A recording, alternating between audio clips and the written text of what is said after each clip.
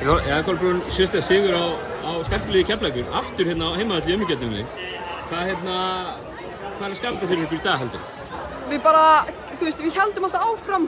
Við vorum bara ógeðslega góða fannst mér.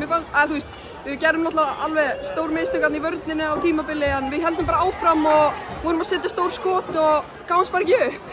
Ég held bara að það hafi verið lykillinn að þessu sko.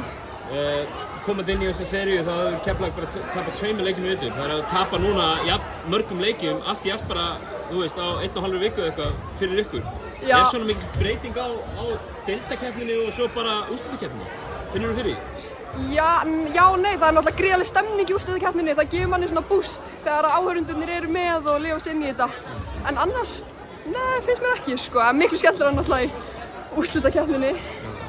Þú voru þið með svona nokkuð ungt og óreint lið, hafa kannski ekki fóru náttúrulega í oddaleik núna síðast og eru það leiðin í oddaleik núna. Haldið að það hjálpi ykkur eitthvað að hafa gert það bara svona fyrir stuttu?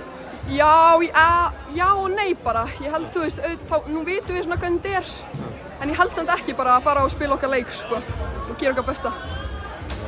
Kærar þakkir Kolbrún og gangi ykkur vel á mánudaginn. Takk fyrir.